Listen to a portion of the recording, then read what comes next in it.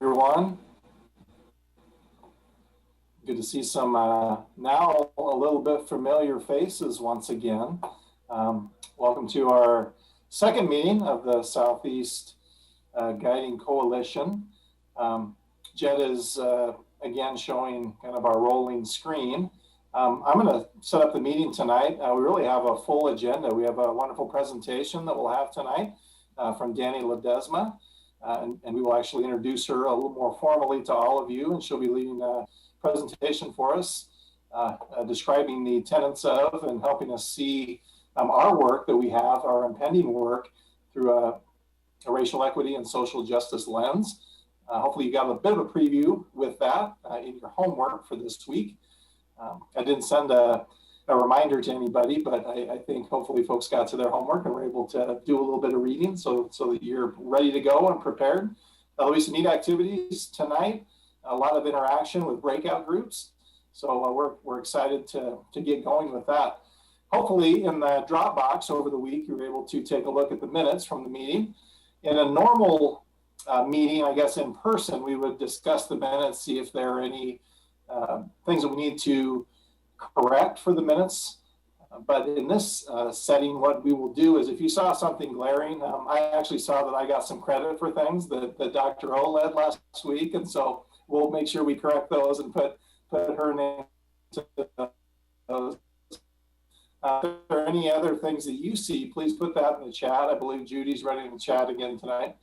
And we can make sure that we make some corrections to those minutes.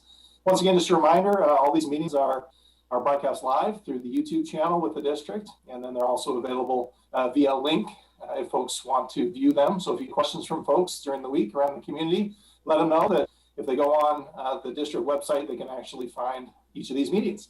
So we're going to go ahead and get started. As I said, we do have a presentation from Danny Ledesma. I'm going to pass this over to Dr. O, and if you would like to give Danny a little more of a formal introduction for us, and we will get started tonight. Thank you. Good evening, everyone, and welcome to the second of 3 whole group meetings for Portland Public Schools and the Southeast Guiding Coalition body. We again appreciate your commitment to this task, and we also want you to remember that it is a multi-phase process, so we're hoping that you stick with us through the long haul.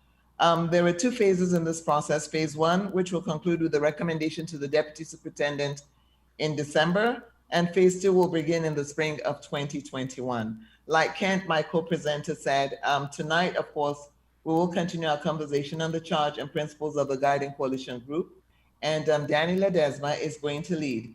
Danny Ledesma is the Director of Equity and Social Justice here in Portland Public Schools. She will present information to enable us to take a closer look at our community and the needs that have been surfaced as a result of the information that she's going to share. The goals for tonight are to apply the PPS RESG lens, racial equity and social justice lens, to the enrollment and program balancing process for the Southeast Guiding Coalition Group. The second goal is to review and analyze the map data that will be presented tonight. And the third goal for tonight, of course, is to discuss the proposed enrollment and program adjustments based on the information that we gleaned through the maps. Again, thank you very much. We will be working through breakout sessions, and I think at that time, Kent will assign us to the appropriate rooms. Thank you again for being here, and we look forward to the presentation by Danny Ledesma. Thank you, Dr. O, and thank you, Kent. Hello, everyone. My name is Danny Ledesma, as you heard, and I just want to make a little bit of a correction. I am going to facilitate us through tonight, but I want to be really clear that you all are going to be doing quite a bit of hard work and heavy lifting. So fair warning. I do want to just take this opportunity to thank everyone who's here, our parents, our principals, our district leaders, folks who are really people who I think make our community so fantastic. And we've had a pretty devastating week or several weeks over the last summer and leading into this. And so I just want to take this opportunity to thank you for being here with us tonight, for sort of redoubling your commitment to think about how we can continue to improve things at Portland Public Schools. And as you know, as I was despairing and reflecting on sort of like where we're at in our city, in our state, I think about the devastation of the wildfires, what that means for climate justice, the reckoning around racial injustice in our country and in our community, and also just this global pandemic and the economic fallout as a result of the pandemic. It's really easy to despair. And one of the things that I found that really brings me comfort is knowing that I live in a community where there are so many people who are willing to, in the middle of all of this, spend after hours, 2.5 hours to be exact, on a Thursday night, thinking about how do we come together to make things better? How do we put all of our collective minds to really try to influence? And I think as we think about those huge intractable issues that we face, even as a school district, even as a city, the size of Portland, the comfort that I think that we all have is that we can make a difference. We can collaborate. We can come up with ways to make things improved.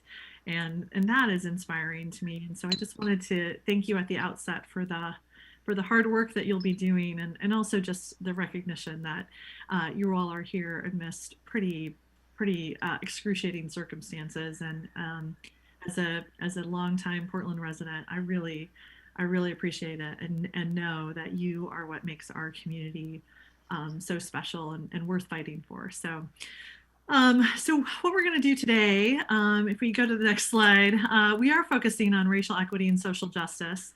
What I'd like to do today is sort of give you just a little bit of a background about sort of where we as a district are trying to move toward in terms of our racial equity and social justice agenda, and then talk about some group agreements going into small groups as we start to go through our racial equity and social justice lens.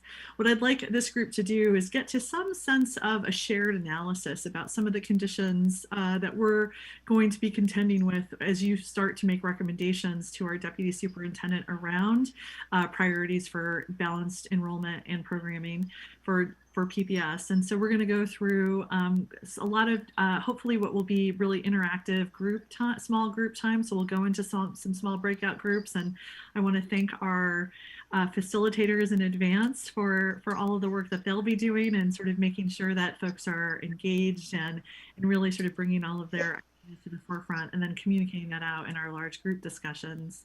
And then we'll sort of turn it back over to Kent and Esther, who will tell us kind of what are some next steps for the process and for this coalition. So I'm looking forward to it. So we go to the next slide. We'll talk a little bit about, we'll think big picture.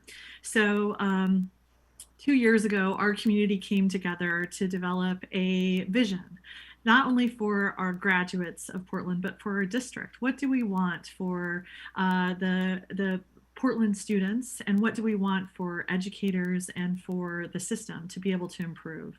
As we look into the future, what are the conditions that we really want to enable? And one of the things that I am really bolstered by is the fact that throughout the visioning process, racial equity and racial justice really showed up in each of the core elements of our vision.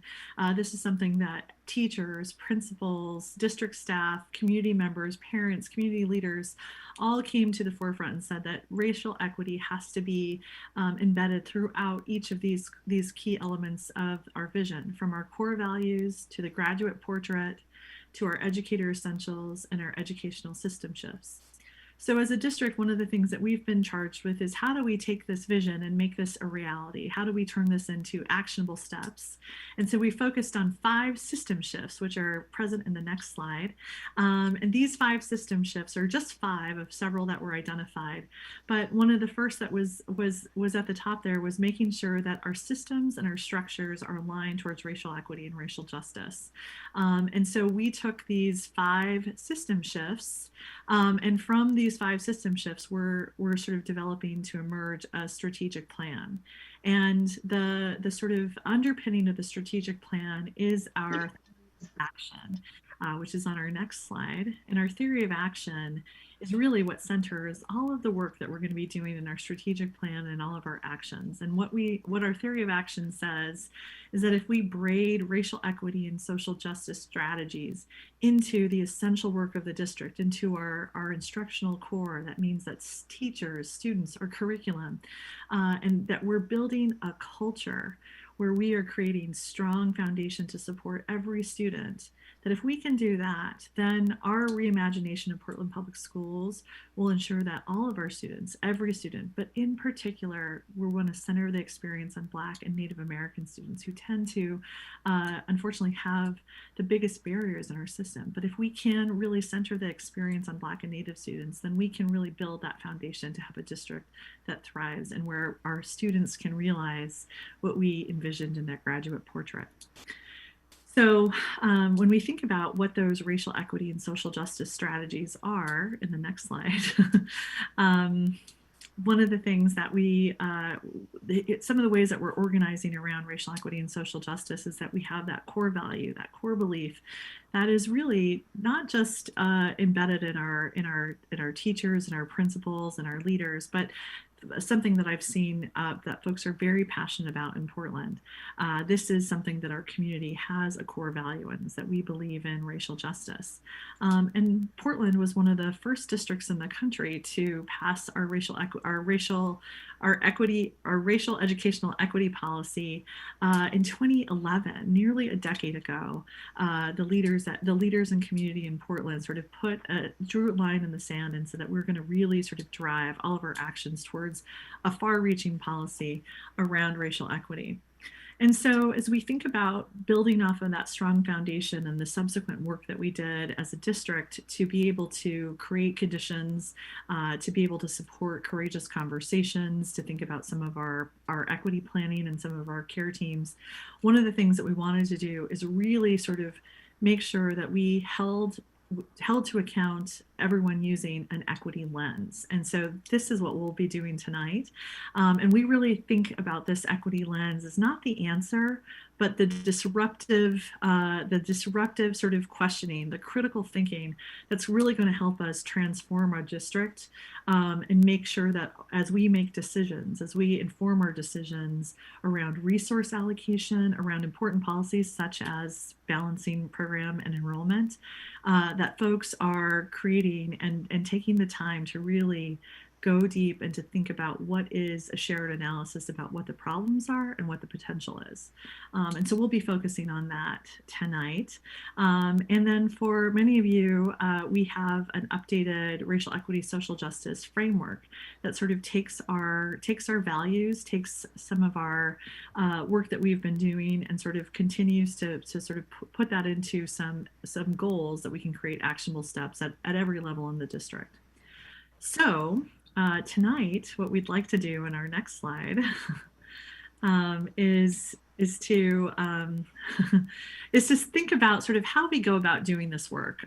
So one of the things when we talk about our utilizing our racial equity social justice lens, I don't know about you, but I really wanted to get all the answers right in school. I was someone who was a very diligent student, and today I still want to do things the best that I can. I want to get things right. And what I want to say is that for this conversation, we know that we'll be successful if we walk away with more questions, a little bit unsure. If we walk away saying like, oh, we got it, we figured it out, we may not have been totally utilizing our racial equity social justice lens. This is by design meant to be disruptive. And so to be able to kind of be able to engage in that way and to have those kinds of conversations, I want to point you to a set of group agreements that I'd like to propose that as a collective we think about in our small groups and also in our large groups.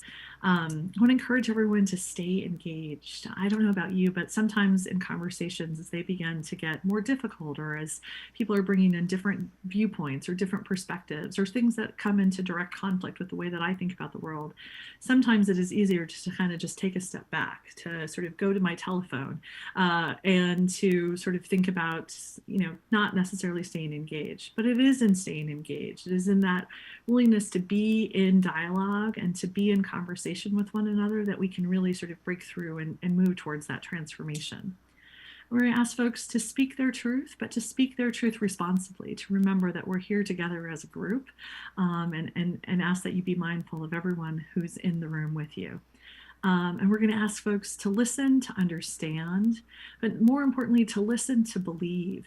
There's one thing to be able to listen, to say, like, when can I get the gotcha? When are you going to say the thing that I can go ahead and contradict? But what we're asking folks to do, particularly when we're thinking about the experiences of our students of color, our Black students, our Native American students, is to listen, to believe their experience, to listen, to believe the challenges that they may be experiencing, and to really try to appreciate and understand where they're coming from in the way that we listen. This one is something that we've all been contending with, is to be willing to do things differently and experience the discomfort that comes with that. The conditions that we're in today, the way that we've restarted schools, our principals will tell you this is really, really challenging, and we are sort of at the forefront of doing things completely differently. And so we have the willingness, and the experience of the discomfort is something that we're all having to sit with and wrestle with, and just ask folks that you kind of sort of recognize that that's a lot of what's happening and a lot of what's going on, and sort of make sure that you're aware and that that's sort of present amongst all of us. And I think the thing that can be hard, and I think it's a lot of things that we're all experiencing, is this expectation and acceptance of non-closure. If we do our lens well, we will walk away with lots of questions, lots of new ways of seeing things, maybe different ways of seeing things. And so there may not be a lot of closure tonight, but hopefully this disequilibrium, or this feeling of unsettledness, can really fuel some creativity and innovation as we sort of approach the work moving forward as a collective. So what we're going to do now is that we're going to go ahead and move you into small groups. And in your small groups, you're going to stay with this small group and your facilitator each time. So we wanted to prevent some confusion and some of the sort of hurly-burly that can happen in a Zoom meeting. And so what we're going to do is we're going to move everyone into the small groups, and we're going to have we're going to do this 3 times, and we're going to ask you to answer some questions, and then we'll ask you to discuss the questions. Your facilitator will be utilizing a shared Google document. We'll record your answers, and then when we come back together, we'll discuss them, and then we'll go on to our next activity. So for the first small group, what I'd like you to do is, if you wouldn't mind introducing everyone, get to know everyone, say your name, maybe say one thing that you appreciate about the experience that you're having today, and maybe something that you might be feeling a little bit uncomfortable with. Sort of start practicing living into those group agreements. And then what we'd like you to do is to answer some questions. And these questions are meant to start to surface some of the assumptions that we might have. And I know some of you may say, well, wait, isn't it wrong to make assumptions? And the truth of the fact is that as human beings, as individuals, we are forced with taking in so much information, and we always are traveling this sort of ladder of influence, and we sort of take in data, and what we make of that data really happens very quickly. So what we want to try to do is sort of bring some of those assumptions, bring some of what we're sort of walking into to the forefront. So again, there are no wrong answers. There's just sort of like what you know right now. And so what we're going to ask you are some pretty technical questions about Portland, about about our demographics here in Portland, about sort of different neighborhoods and different parts of Portland in relationship to our schools and relationship to different demographics. And we're just going to ask you at this moment to just write down everything that you know or everything that you think you know. There is no pressure to get this right. The only person who's going to really sort of check your answers is yourself, right? So we're going to do this activity, and then when we come back, we're going to give some more information and ask you to process that information with these similar questions. So this isn't a gotcha. This is really just trying to bring to the forefront what we know right now. So there's going to be 5 breakout groups. And if we go to the next slide, I'm going to give you the questions. You're going to have about 20 minutes to be able to do this. And so in your small groups, you'll answer 10 questions, and encourage you just to kind of, what's the first thing that comes to mind in your small groups, sort of go from there, and then we'll kind of come back to a group. So I believe Magical Jed is going to put us all into our small groups. You'll all have expert facilitators. These are facilitators who are fantastic and ready to support you in any way. And I believe if you have questions, you can sort of type them into the chat, and we'll be able to try to get those. So I guess I'll ask Jed to go ahead and to move us into our small groups, and look forward to hearing back about what everyone comes up with. All right, thanks, Danny. I'm going to do that now for 20 minutes. Here we go.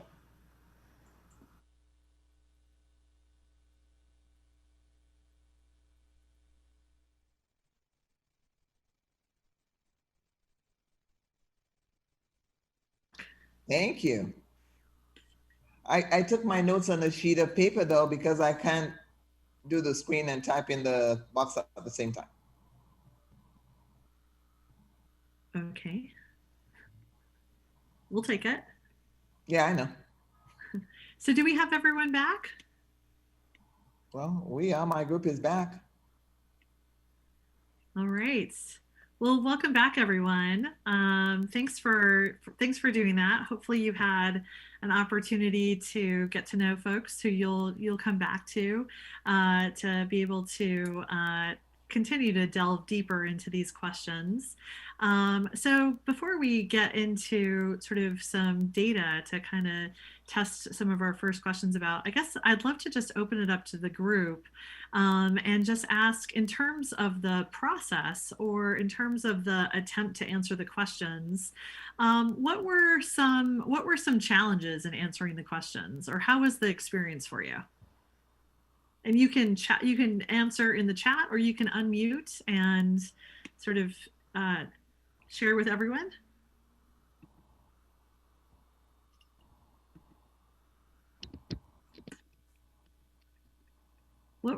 Was there anything that was challenging about this in answering the questions?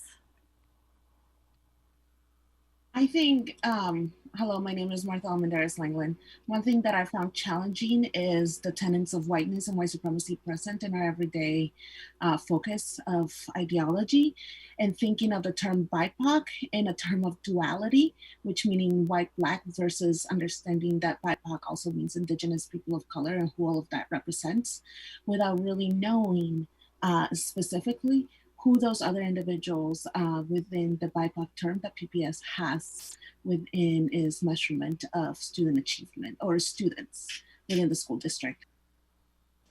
Thank you so much for sharing, and thanks for really surfacing kind of exactly what we were sort of talking in terms of like those agreements about sort of how are we reconciling sort of all the different assumptions and sort of worldviews that come into this space.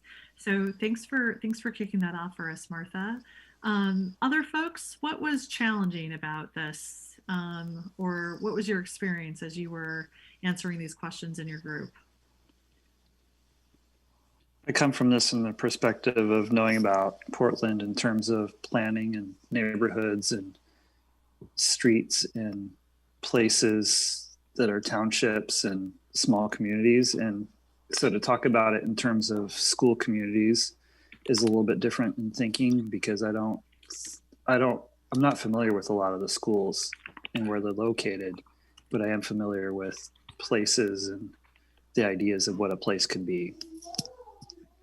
That's really interesting. Thanks for sharing that. So yeah, I think that a lot of times when I answer questions about this, you know, I've lived in Portland for a long time, and they're sort of like the way that you go about sort of being in Portland is very sort of individual and sort of what that looks like. So thanks for sharing that.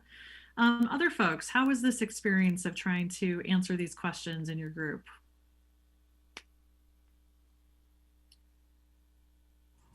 And Danny, this is Jed, just to share a couple chat comments that are coming through that I'm not sure that you're seeing those. No, I'm not. Sorry. Okay. It's all right. That's all right. From Marissa, just saying that, you know, we weren't sure whether we were discussing all PPS schools or only schools in the Southeast. Mm-hmm. And from, let's see, a question here, just a comment. Some of the questions weren't very clear for us, like 6 and 7, and then coming up with the names in the different areas was a little challenging. School seems to fit the different or the same answers. Yeah, so for both of those commenters, thanks for bringing that up. So I think a lot of times when we're thinking of trying to surface our assumptions, a lot of it is in the art of the question, right? So these questions are by design a little bit vague, right? Because we wanted to see sort of like, well, what does the group come up with, or how do you answer that? So we did leave sort of like areas of Portland or maybe close to schools. And, you know, this is the Southeast Guiding Coalition. So if folks wanted to focus on sort of Southeast, that was an option. We tried to leave it really open. And so it's interesting the way those sort of questions spark more questions. So Megan, the fabulous Megan Salvador is all of your facilitators were taking notes and entering them into this this document here that's a shared document, and this is some of the questions. And so as we continue to answer some of my questions to the group, I encourage you to kind of look at that.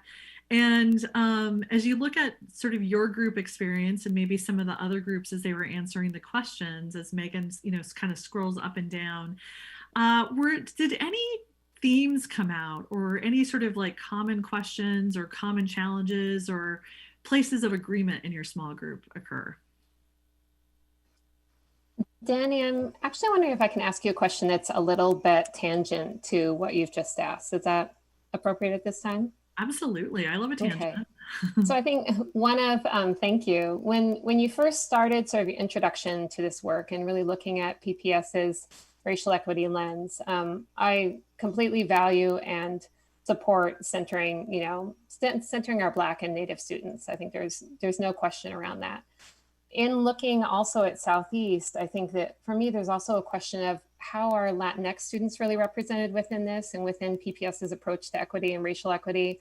How are Pacific Islander students represented?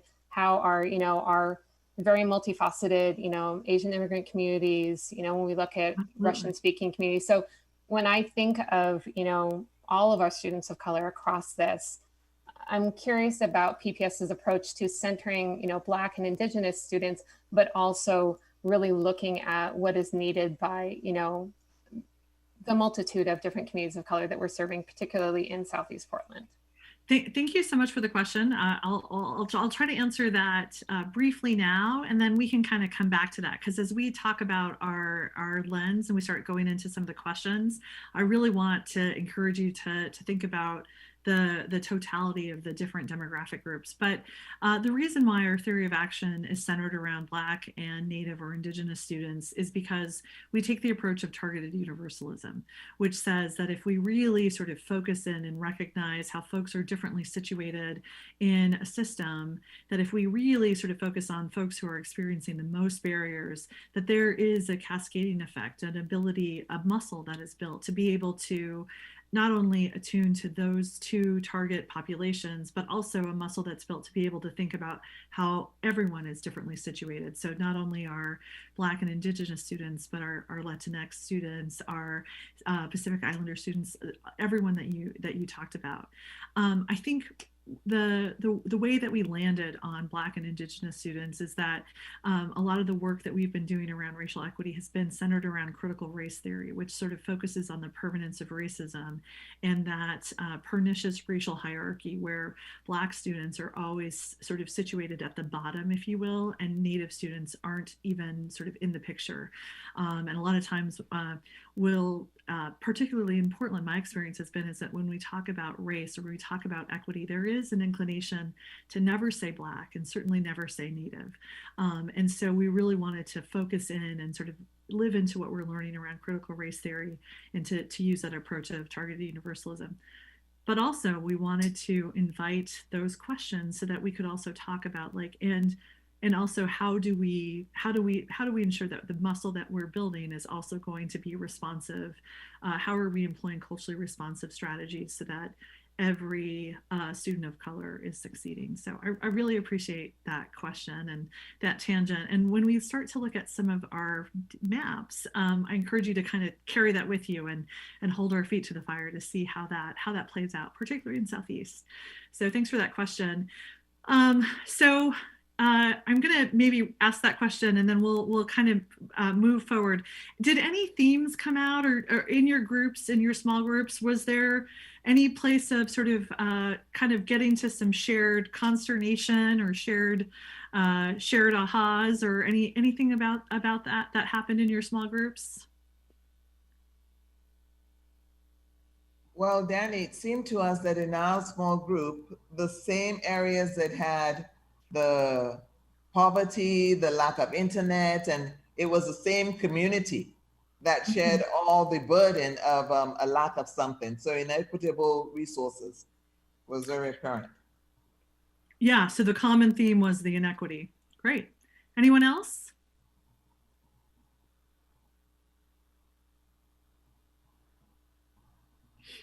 Kept naming all the schools that were like around the outer edges of the east side of Portland. Yeah, that sort of thinking about like what's sort of like on the outskirts. It's great. All right, well, we do not want to leave everyone hanging in terms of just looking at the sort of bringing to light our assumptions. We want to give you an opportunity to think about what a certain set of data tells us. So one of our goals was to look at to look at some map data. And so I'm going to share 2 examples of the maps that you'll be looking at. So in the next small group discussion, what we'd like you to do is that each group will only take 2 of the questions, so you don't have to worry about all 11. And you'll be given a couple of maps to help inform the questions that we asked. So before we do this, one of the things that I wanted to do was just kind of give you a quick overview of the map and then go ahead and sort of send you back into your small groups. It'll be the same small group, so you can kind of continue the dialogue. So Jed is going to show you one example of a map. And this first map looks at households without access to the internet. And so these maps that we'll be displaying, they're what we call a heat map. So the more saturated the color or the darker the color, that's where the concentration is. And so I'm sorry, Jed, do you mind scrolling to the top really quick? At the top of this map, of every map, there's a description on the top left-hand corner that talks about like what the map means. So for some of them, for example, the next map about computer device, it defines like what is a computer device, like what is considered in that. The other thing where it says the credits is sort of the attributing where we're getting the data from. And most of these are from our census data through the American Community Surveys, whoops. And this ACS data is time bound. So this is not the most up-to-date and recent data. You will get better and more up-to-date data through Flow, but we just wanted to kind of use this as a good example. So if we scroll down, we can show you the map. You'll start to see that the different parts of the city are sort of represented. This is the north. And then as you scroll down to the bottom to the map key, I just wanted to show you kind of how to read a map like this. It's very busy at first sight, so we want to give you just a couple of moments to kind of take it in. So the schools, as you'll notice, are marked by the little book with the flag in it. So high schools are the red, middle schools are the yellow, and then K5 or K8s are that sort of like grayish color. Where there is a circle, those are schools that are sort of like our state priority schools, where they're sort of categorized as CSI or TSI or Title I schools, and these are schools that have been identified as having sort of some improvement in terms of our student achievement, or a title school, which means that there's a concentration of students with families with lower incomes. So now if you look at this map, so this map says the percent of households with no internet access. So where you see the green, the darker green, that's going to be where you have the highest percentage of households with internet access. So basically less than 5% of households do not have internet access. All right, the sort of brown areas where it's the darker areas, that's going to be that sort of darker tan. That's going to be the part of Portland where at least, maybe 38% or more do not have access to the internet. And the one thing I wanted to say about these maps in particular is that they're not tied to enrollments. These are the underlying census tracts. So these are the households surrounding the school, not necessarily the students attending the school. There's two maps that have student data plus this, and we're going to just show you one just so that you can see how that one is a little bit different. And so this map right here, similar to the other one, we have the title on top. And this one uses two sources of data. One is the sort of report card from that's reported by that we report up to the Department of Education in Oregon, and then the other is the underlying demographic data by census tract. So if you go down a little bit, you'll see that this is a heat map. And so for the underlying data where we see the map where it has like purple and then like shades of lavender as they get lighter. So purple, what the darkest purple means is that if you look over here on the right at the key, this means that this is where you have the population in the surrounding neighborhoods. The darker the purple, the higher the percentage of people of color who are Black or Indigenous or people of color. And this is an aggregate of all of the different race categories. Right? So the darker the purple, that means that there's a higher percentage. So, and what the highest percentage is 75%.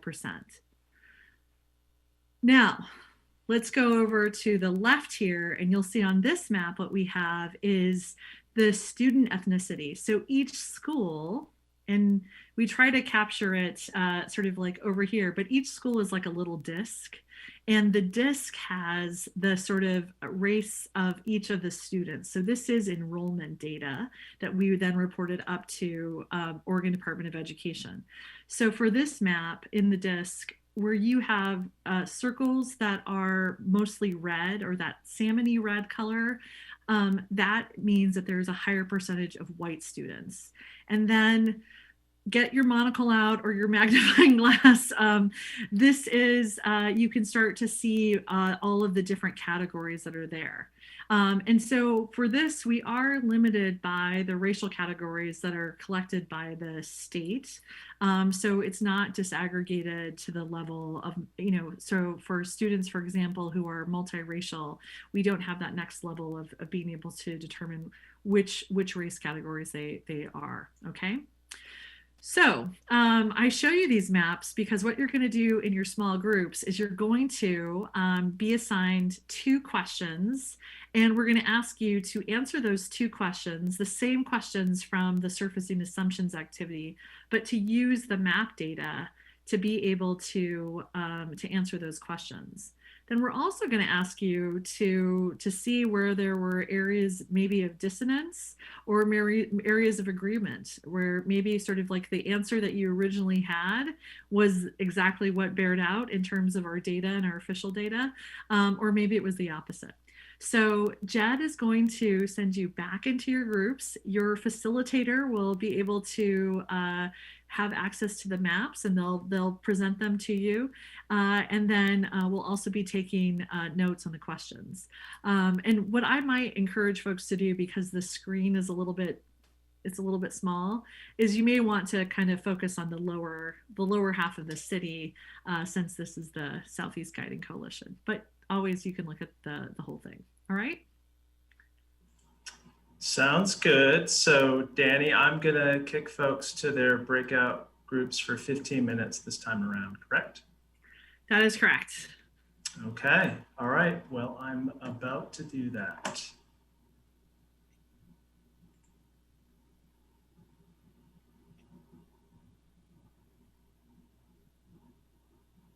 All right.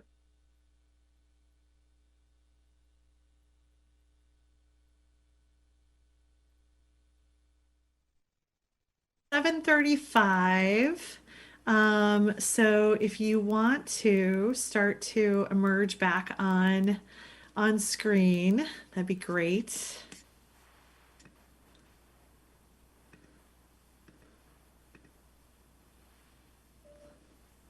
Hopefully that 10-minute break felt luxurious and sort of restful and restorative, so that we can go into what will continue to be some more rich and hopefully robust discussion in your small groups.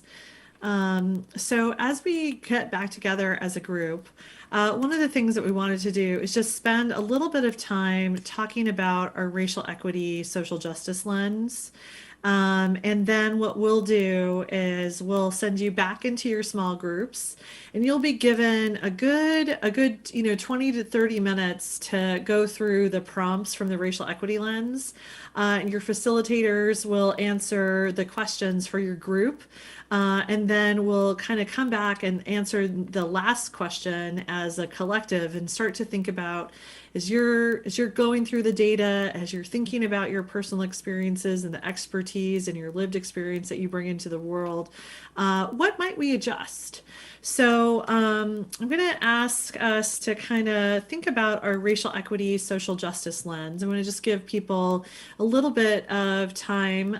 We have this lens, and it's linked here in this document. And I think that you also had a chance to kind of do some homework with the document. But as we start to think about the lens, the goal of the lens is to try to get to some shared understanding, some shared analysis as a system, as a collective, as a group, around ways that we're really interrupting this ladder of inference. And for many people, we're just taking in so much information. And one of the things that we are trying to do in making better decisions that we can really transform our district is to try to interrupt some of those assumptions that just come to the forefront, and really make sure that we don't let those assumptions, or the way that we sort of compartmentalize information, have more meaning without going uninterrogated. So what we want to do is sort of link to this this thing. So the lens, as you saw, has 4 components. And so on the next slide, there's a link to the lens, and then there's the components. So there's a preamble that just gives a little bit of history about our journey at PPS, and sort of how we're sort of taking on racial equity. It has a belief section, and this is sort of like, these are beliefs that are kind of core to our work, as we want to try to, as people are looking at the lens, really sort of have like a full picture of sort of what the sort of mindset that we want folks to get into. And then we have 6 questions, and then we have a glossary of terms, and that glossary of terms is probably ready for an update. So those are the 4 components of the lens. And so when we think about the questions, there are these 6 questions. And so I think, if if you could click on that link there, Jed, we'll be able to sort of go through the thing. So here's the preamble on page 1. That's right there. Very good. And then on page 2, we have that next sort of set of beliefs. And we talk a lot about sort of the value and sort of everybody's home language and sort of the value of being multilingual. We talk about the value of parents, the value of our students in our communities. And so I think these beliefs are really, really powerful. And then we go into the prompts. And these 6 questions are really sort of an opportunity for us to think about sort of like what we're trying to do. So the first question really is sort of what are the desired results? How do they align with our vision? And sort of what assumptions are being surfaced, right? This is a question about alignment. It's asking us to name outcomes and to start to think about what assumptions are going into our discussion. The second question is really about inclusion, and inclusion in the sense of not making people feel comfortable, but inclusion in the definition of shifting power, of sort of giving folks who are impacted by disparity the power to be at the decision-making table, the power to be part of the policy making, of the input, so that folks are not brought on afterwards, but really sort of brought into the fold to be part of our thought partnership of the table of folks who are really trying to wrestle with issues and really holding tight to who are the folks who are most impacted, where is that disparity showing up, and how do we really make big moves to make sure that those folks are engaged and part of the decision making. The third question is about how are we advancing racial equity and social justice? Where are the opportunities as we think about shifts or we think about whatever we're trying to achieve?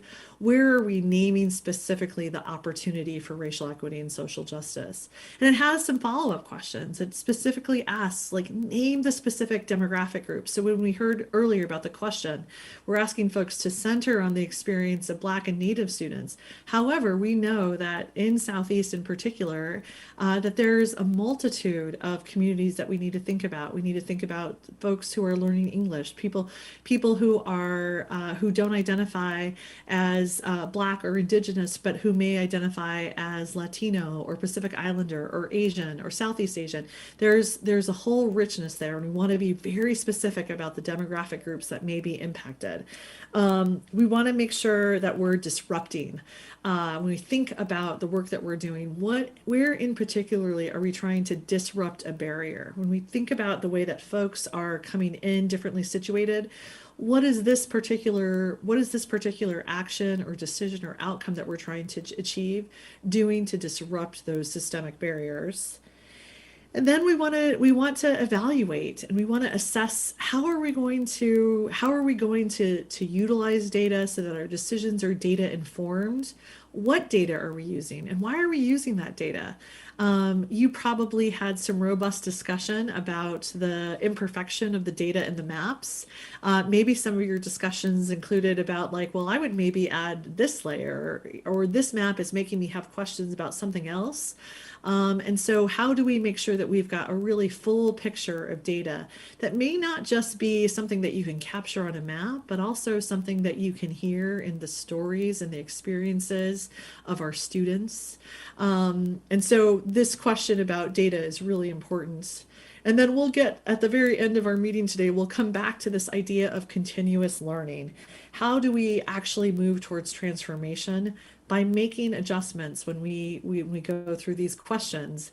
Hopefully, if done well, we leave with more questions, and it's those questions and those ponderings and that discomfort that really sort of spur us to think about ways to continuously improve.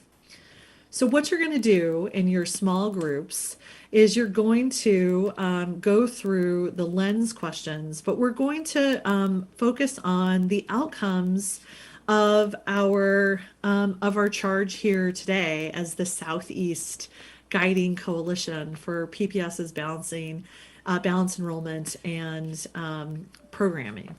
Right. So in your first meeting and in your orientation, you were presented with 3 outcome goals.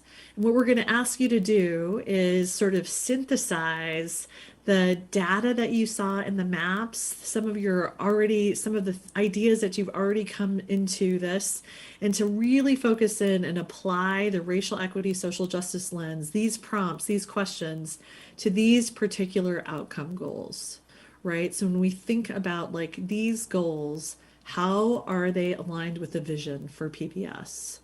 How have we involved stakeholders who are going to be the most impacted by these outcome goals? Who are they? Let's be really specific. And so we're going to go ahead and do that and get you back into your groups again. And your facilitators are going to be, and actually, Jed, do you mind if we post the outcome goal slide just so that folks have that? So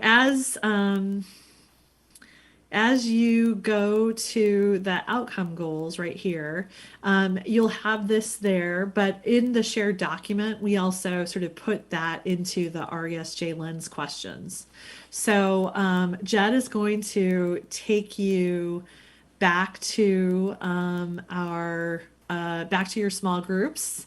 And really want to encourage you to live into those agreements about the experiencing of discomfort, trying on different perspectives, staying engaged, listening to each other to really believe, and sort of kind of leaning into the non-closure that may come with some of the rich and robust debate.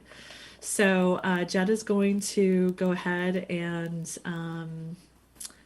send you into the groups. Danny, just to confirm, this is 20 minutes, right? 20 minutes? Okay, we're gonna go 20 minutes. All right, enjoy, folks. I'm gonna assign you to your rooms now. Oh.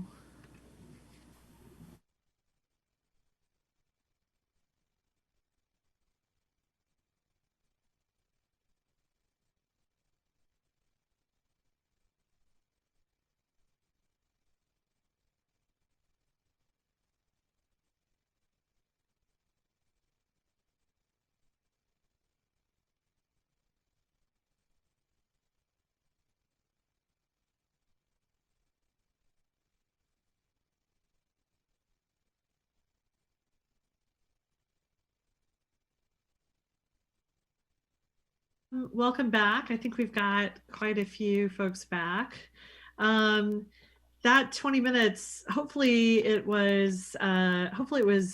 felt like you had some adequate time, but I imagine that it went really quickly. My experience in sort of using these types of like decision support tools and our lenses is that the further you get along is not necessarily a sign of sort of like we were getting it through. Most groups tend to kind of answer the first question, number 2, number 3, and then sort of like that's where the conversation really happens. So if your group wasn't able to get to all the questions, or if you found yourselves like really sort of like dialing into one place, I think that's evidence of kind of like how powerful these questions can be, and also sort of a credit to your group, because I think that the way that we like leave space for folks to be listened to and to really sort of like voice kind of concerns, and sort of as those concerns start to think and transform into sort of suggestions for improvement, I think can be really powerful. So I want to thank everyone and thank the facilitators for what I know is probably been really great facilitation and sort of like helping everyone sort of stay true to those agreements that we wanted to start the group out with. So in our remaining time, what I wanted to do is sort of we've taken you on a journey, on a disruptive journey, but a journey no less. And I wanted to just leave a couple of moments for us to start to think about now that you've had an opportunity to kind of start to wade into sort of some of the things that you were bringing into the discussion, looking at some preliminary data, imperfect data as it may be, and then had some time to discuss with your community members about sort of like what this means in terms of the goals of this guiding coalition and this process. And you've seen the sort of like how the questions might prompt us to sort of reflect on further adjustments to be made. You know, I think at PPS, we're really trying to instill a culture of like continuous learning, right? That we want to really be a learning organization. And so we want to leave some space for folks to think about how do we really build upon this foundation of these outcomes or these goals, and maybe think about ways to adjust or improve, or maybe people just have some questions that you'd like to see answered. So what I wanted to do is give folks an opportunity to go ahead and unmute yourselves and just kind of bring into this space as you think and reflect upon the last couple of hours that we spent together, thinking about those goals, about optimizing the use of facilities, about supporting equitable programming, and minimizing co-locations to reduce inequities and isolation. As you think about those goals, what are some adjustments or what are some questions that are coming to mind that you want to sort of put into this space? So you're welcome to put into the chat as well, and Jed, our fabulous moderator, will also help read those. But also want to invite folks to kind of bring it into this space so we can hear some other voices.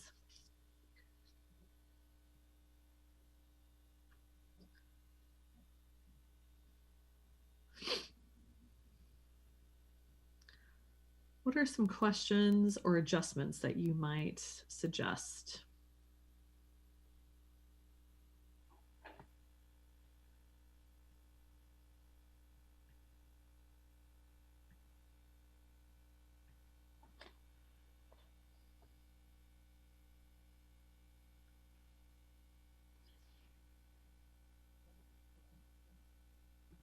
One of the things I noticed was that the maps we were looking at didn't really list where programs were housed, even though we were looking at the breakout of the students and the teachers and the populations in the area. But we don't know which programs are at which places to be able to say, hey, that looks out of place, or is this really having the impact that it was intended to have when it was planned? Getting an idea of what can shift and where might be helpful to that whole conversation. Yeah, so you had some more questions about like how can we fill out the data that we have here. Thank you. Thanks for bringing that into there. And so I'm hearing an adjustment about sort of ways that we can sort of provide the full picture of information. Great. Other folks, what are some questions or suggestions for adjustments as we move through this? Hi there. I had more of a, I guess, I don't understand the co-locations with the dual language. I have a first grader. He is a very physical child. We're learning to encourage academics. So the idea of putting him in a dual language is just like, it's not where I see him.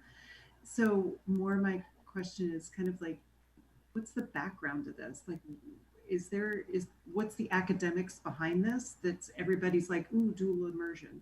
Like, what is it that I don't get? I never had it when I grew up. So I don't get the point. I mean, I get learning a second language is great and big brains and but at the same time, I'm like, really? Okay. Great. Can I answer that question as a parent of a child in an immersion program? As a Spanish Latinx parent, for us, it's not just language creation, but it's also the maintenance of our cultural heritage and our maintenance of understanding our own and our identity within a white-dominated country and a whiteness and English-dominated world. So it's not just necessarily about learning another language, but it's about making sure that we're holding on to that strand of culture that is always fleeting for us. And I would second that as well. And for those of us that come from immigrant and refugee backgrounds, sometimes the ability to have our children immersed in a program where they're learning language, but also culture and also connection, and having role models who, you know, are representative of their culture is just, it's priceless. It's very important. So it's not just language and learning to say, can I have some milk? It's more the whole, it's the culture. Can I add one more piece? Yeah, I was going to add one more. Well, go ahead, Jennifer. Oh, Michael, No. I just pulled up the PPS dual language department page. So I think, Lisa, that's such a great question because, and I'm really glad that you asked it, because I do think it's really important for the whole group to understand that. And I'm glad that someone's like, what is this thing? Is it just like to become bilingual or something?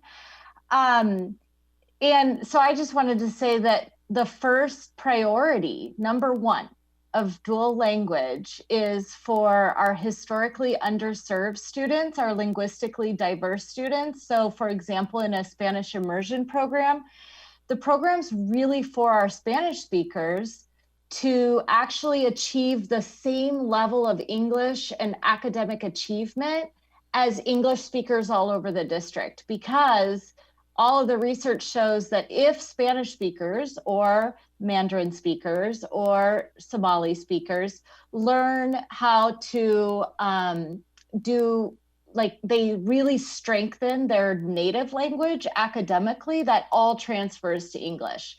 And it's based on research that shows it's the #1 way to close the opportunity gap for our native speakers. So it's actually a social justice program. It's actually a necessary program for a huge population of Portland Public. And the cool thing is people become bilingual too, right? You gonna add, Seth? Hey, I do, and I wanted to get ahead of Michael because Michael always impresses me what he says, and I don't want to follow him. But one of the things I just wanted to bring up as we are continuing to talk about where these conversations are going in the future, and some things have I feel like have kind of been in and out of at least some of the conversations I've been a part of, and some things I've kind of heard here is obvious dual language, but also co-located programs. And I think that idea, I mean, the value, which you just shared, Jennifer, and parents, which you've shared, is fantastic, the value of dual language. But I would love to explore and have more conversation about the value of co-located programs, having a school where there is a dual language program and there's a school, a traditional or regular school, and what that means for students in that school. So anyway, just I for me, I like to explore that, but also I feel like there's just been bits and pieces that have kind of popped in conversations I've been a part of. And so anyway, thanks. Seth, if I could just say a short thing, I've been curious about that myself as well. You know, I'm the parent of a child who's enrolled in the immersion program at Atkinson, and we really love our school, and we love the benefit across, you know, children from all different backgrounds that are receiving from that. The thing that I've been sitting with a lot and really thinking about, but also trying to really feel, is when we come back to this work, what is best for our students of color? So what is best for, you know, in Atkinson's situation, what is best for our Latinx kids, and what is best for their families? And right now at Atkinson, we see the majority of our dual language immersion kids are having to drive, having to take those extra steps to get to our school. So we have a wonderful, amazing school community, and we're also putting an extra burden primarily on students of color. That's my understanding. So that's what I'm kind of sitting with, is how do we create these amazing schools while also really centering our students and families of color. Great. Thank you for sharing that, because I think that's a great sort of thing to hold with us, especially when we think about this lens question, is sort of like, so what's our suggestion as we sort of hear about the importance of language acquisition and the connection to culture, and we think about how we're centering the experiences of our students of color. How in the expression of our process or in the expression of our outcomes might we change, might we make some adjustments to make sure that that's present? And so I want to kind of continue to ask the question. And I think one of the things I want to encourage folks to say is that you don't necessarily have to have the answer to the questions today, but that's something that we want to sort of hold with us. So what are some other suggestions and or questions that folks might have around making adjustments to our process, to the outcome goals? I would like to have a clearer understanding, and sort of the comment about identifying where programs are located ties to this a little bit, but an understanding of how Portland's lottery system impacts enrollments and the focus option program. So that's both DLI and different focus options, some of the equity issues that are inherent in that lottery system and how it's played out. And then when we're looking at enrollment and program placement, that obviously where those programs are located and how many students are taking advantage of the lottery or accessing the lottery also makes a difference in terms of what enrollments look like. So great. Thank you. I think, and just so that you know, everyone's taking notes furiously because we're going to kind of incorporate this into sort of as the process goes on. So I really appreciate all the questions for wanting a little bit more, or sort of how to fill out that like information piece so that people can sort of operate around this like shared process. So other folks, suggestions and or questions? I think how could we encourage more flexibility within the school system? I think that, for me, while I am, obviously not a minority in any way, shape, or form, I was one of the troubling kids with ADHD that needed to be pushed off to the side. Like there was this, we have 20 kids that need to all look forward and all do the same thing, and everybody else on the periphery is going to get moved around.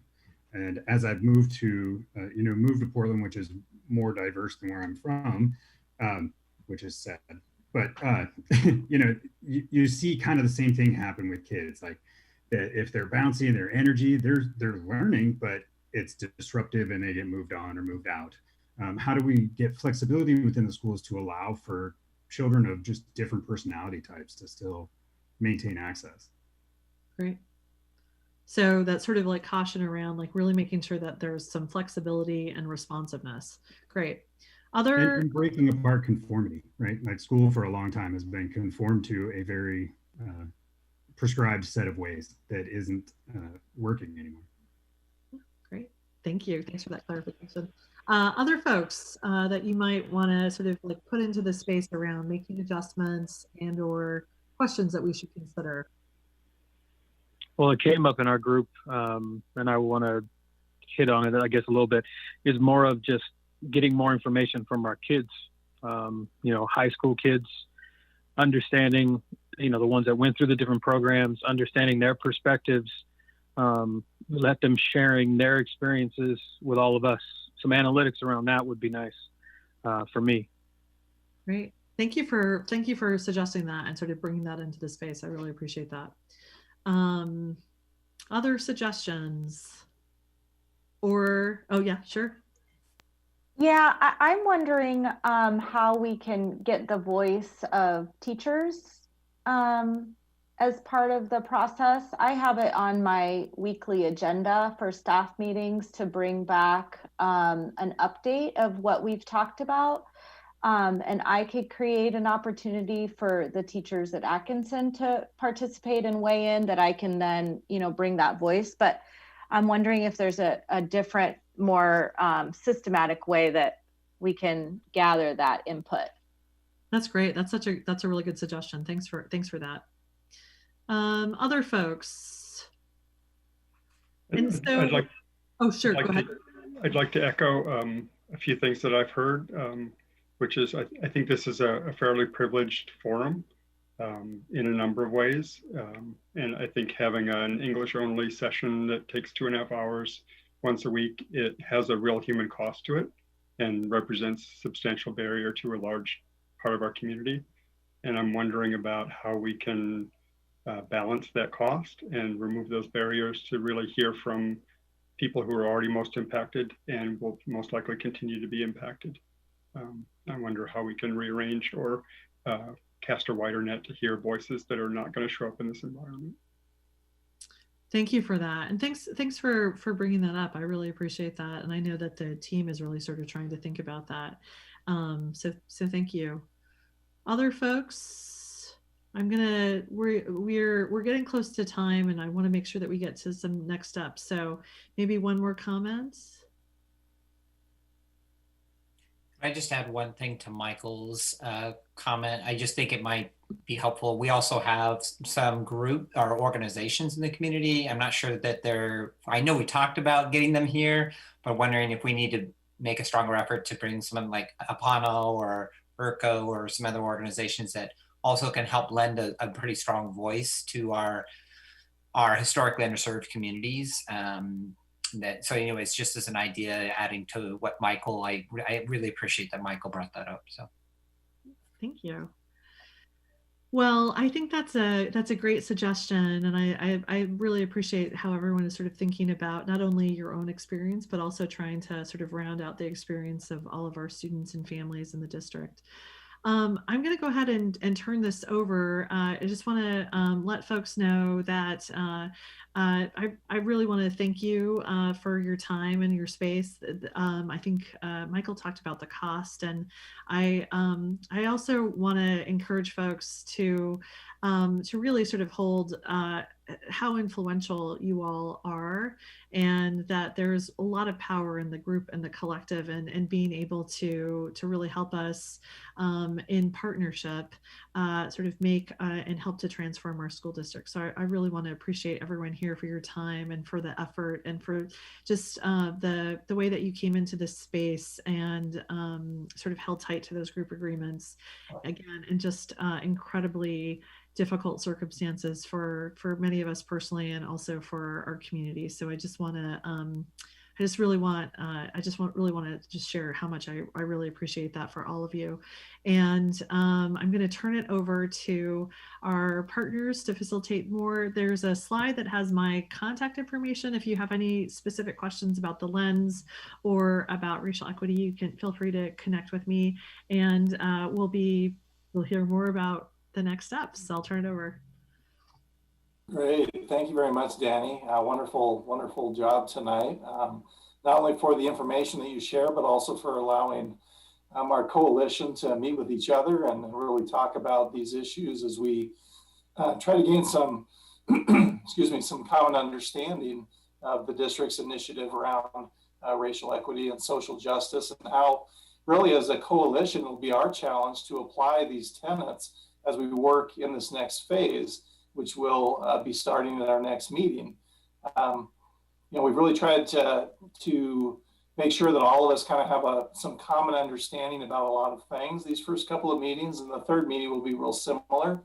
So in our first meeting, we did really a virtual meeting orientation. This meeting, as I mentioned, the challenge for us moving forward is to really strengthen our strategies and approaches towards more equitable outcomes by using these tenets of racial equity and social justice in our decisions and our conversation forward. And so we already talked with Danny a little bit. I think it would be real good as we get in kind of more to the middle of our meetings to really kind of have another shot of asking some more questions around this topic and ensuring that we're utilizing these tenets moving forward.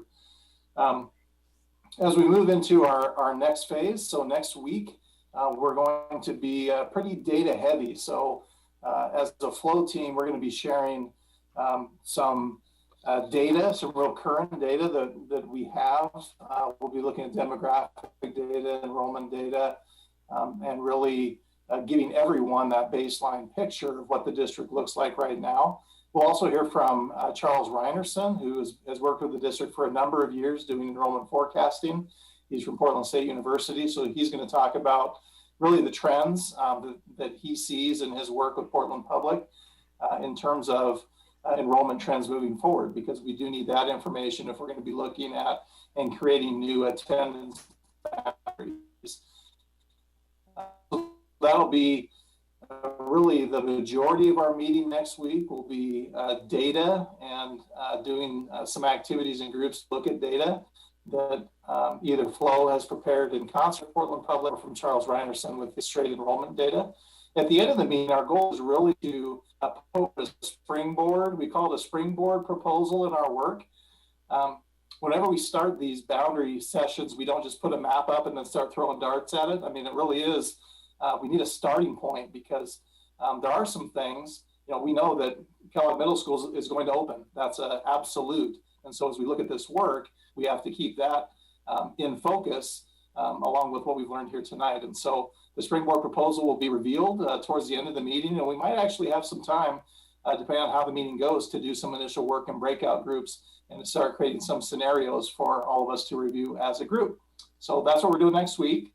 If you were intimidated by the 150-page baseline assessment document and put it off till this week, that's okay.